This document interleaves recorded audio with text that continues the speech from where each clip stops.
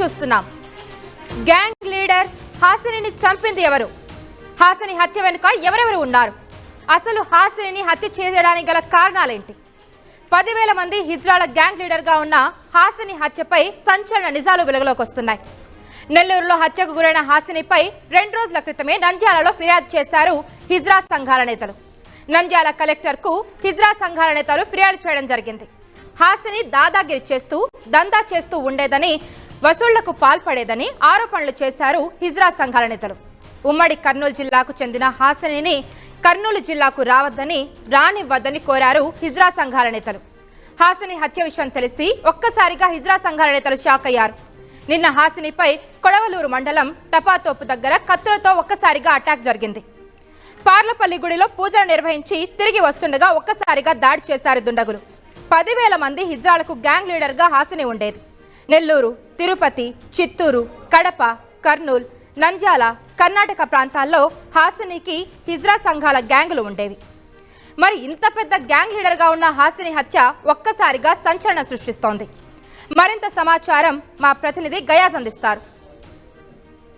నాయకురాలు హాసినిని రాత్రి అతి దారుణంగా కత్తులతో నరికి చంపడం జరిగింది. సుమారు 2 కార్లలో వచ్చి ఆమెని నరకడం జరిగింది. ప్రస్తుతం ఆమె స్పాట్ అక్కడక్కడే చనిపోవడం జరిగింది. అయితే చాలామంది అంటే జిల్లా నలుమూలలతో పాటు రాష్ట్ర నలుమూల నుంచి పెద్ద ఎత్తున ఇక్కడ ఇజ్రాయెల్ మొత్తం చేరి ఉన్న సంఘటనలు మనం చూస్తున్నాము. వాళ్ళు తమ నాయకురాలు చనిపోయిందన్న బాధతో ప్రతి ఒక్కరూ కన్నీళ్లు పెట్టుకుంటున్నారు. ఎంతో మనతో సన్నిహితంగా తమ సమస్యలపై పోరాటం చేసే ఆమె ఈరోజు మనకు లేకుండా వెళ్ళిపోయిందంటూ కూడా కన్నీరు మున్నీరు అవుతున్నారు. ఇటు తిరుపతి, ఇటు బెంగళూరు, ఇటు చెన్నై తదితర ప్రాంతాల నుంచి పెద్ద ఎత్తున ఇక్కడికి చేరిపోయి ఉన్నారు. ఇంకా వేలాది మంది ఇక్కడికి వచ్చే అవకాశాలు కూడా ఉన్నాయి. అయితే రాత్రి ఇది జరిగింది. అయితే తెల్లారేసరికి పెద్ద ఎత్తున అంటే తిరుపతి, చిత్తూరు తదితర జిల్లాల నుంచి కూడా ఇక్కడ హిజ్రాలు మొత్తం వచ్చి ఉన్నారు. తమ నాయకుడిని కోల్పోయి అన్న బాధతో వాళ్ళు కన్నీరు మున్నీరు అవుతున్నారు. చాలా మంది రాత్రి నుంచి కనీసం భోజనాలు కూడా చేయకుండా తీవ్రంగా బాధపడుతున్నారు. ప్రస్తుతం చాలా మంది నాయకురాలు ఉన్నారు. వాళ్ళతో కూడా మాట్లాడే ప్రయత్నం అయితే చేద్దాం. అసలు ఏం జరిగిందమ్మా? ఏమోనండి, తెలియదు. మేము వస్తున్నాము, సడన్ గా అలా అయిపోయింది. తీరా చూస్తే వాటర్లో పడిపోయింది, అంతేనండి. మాకు ఇంకేమీ తెలియదు. అంటే కొడవలూరు దగ్గర టపాతోపు దగ్గర 2 కార్లలో వచ్చి అటాక్ చేసి చంపారు అంటున్నారు. ఆమె ఎక్కడ ఉండింది? మేము లేము సార్, అసలు మాకు తెలియదు సార్. అసలు మీకు తెలిసిన సమాచారం ఏంటి? మాకు ఆడేదో గొడవ అవుతుంది అన్నట్టు తెలిస్తే వెళ్ళేటప్పటికి ఆమె చనిపోయింది సార్, అంతే సార్. మీకు ఎవరి మీద అనుమానం ఉంది? మాకెవరి మీద అనుమానం లేదు సార్. మాకెవరి మీద అనుమానం లేదు సార్. మనం చూస్తున్నాం. అంటే ఇప్పటికే గవర్నమెంట్ మార్చురి గది వద్దరికి వేలాది మంది, వందలాది మంది చేరిపోవడం జరిగింది. అయితే ఇంకా భారీ ఎత్తున వచ్చే అవకాశాలు ఉన్నాయి. కొంతమంది ఇజ్రా నాయకురాలు అమ్మ ఎలా జరిగింది, ఏమని మీరు అనుకుంటున్నారు? మేము హాసిని గారు, మా రాష్ట్ర అధ్యక్షురాలైన హాసిని గారు వాళ్ళ సొంత ఊరైన పర్లపల్లి అనే గ్రామంలో రాళ్ళమిట్ట అనే ఏరియాలో ఒక మహాలక్ష్మి గుడి కట్టేయడం జరిగింది. ఆ గుడి కుంభాభిషేకానికి వెళ్ళొస్తూ ఉంటే కొందరు వ్యక్తులు మాపై మేము 4 కారులో వెళ్తున్నామండి. మీరు ఉన్నారా స్పాట్ లో? ఉన్నాను. మేము 4 కారులో వెళ్తున్నాము. వెళ్తా ఉంటే ఉన్నట్టుగా ఉండి అది రైల్వే ట్రాక్ బ్రిడ్జ్ వస్తుంది కదా, ఆ బ్రిడ్జ్కి ఇటొక్క కారు అటొక్క కారు పెట్టేశారు. మా కారుకి మధ్యలో రాడ్లతో దాడి చేయడం జరిగింది.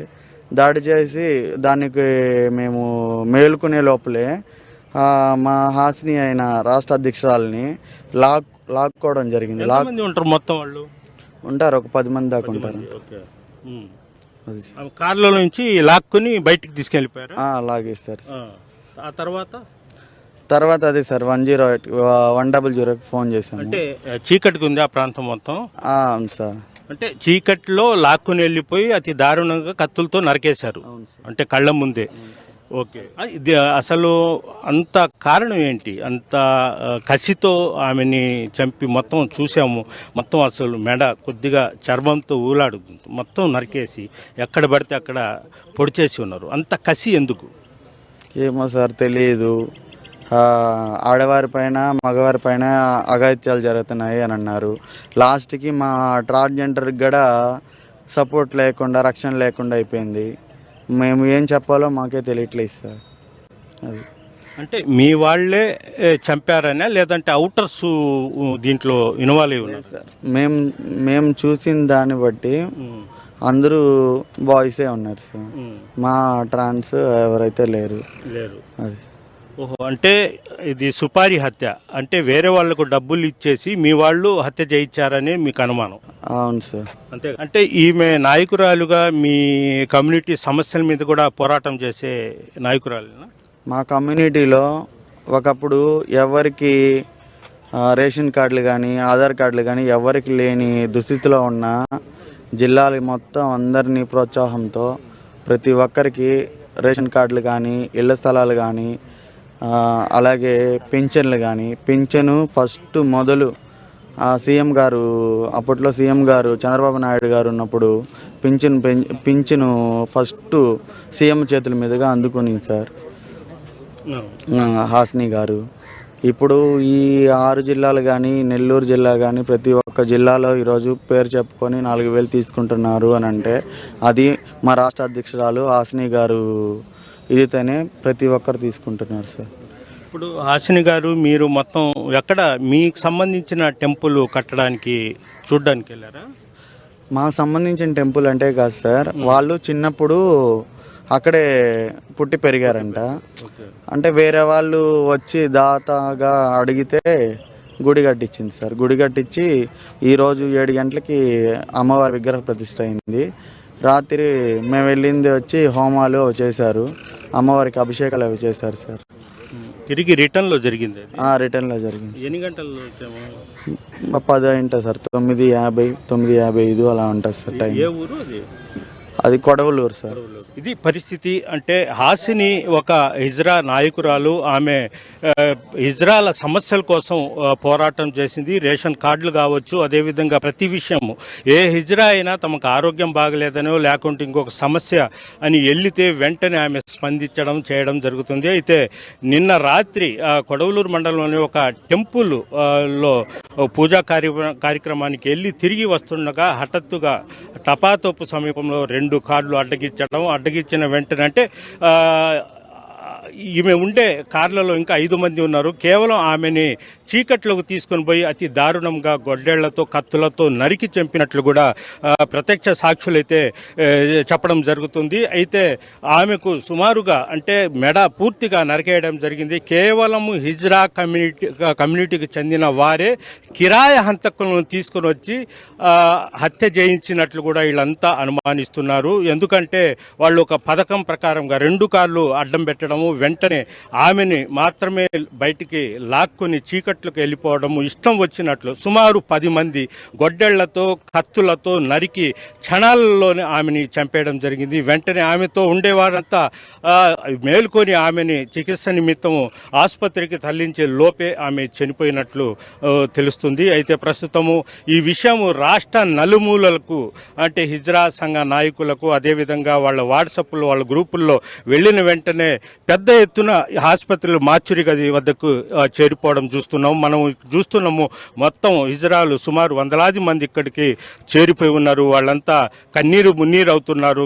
రాత్రి నుంచి కనీసం వాళ్ళు భోజనం కూడా చేయలేదు. ఇలాంటి పరిస్థితిలో ఉన్నారు. ఇంకా రాష్ట్ర అంటే తమిళనాడు, తెలంగాణ, అదేవిధంగా కర్ణాటక రాష్ట్రాల నుంచి కూడా చాలా మంది హిజ్రాలు బయలుదేరారు. మరి కొన్ని గంటల్లోనే ఇక్కడికి చేరిపోయే అవకాశాలు ఉన్నాయి. అయితే ఈ ఆసుపత్రి వద్ద కూడా ఒక ఉద్రిక్తత వాతావరణం అయితే ఏర్పడంతో పాటు శోక సముద్రంలో వాళ్ళంతా మునిగిపోయి ఉన్నారు.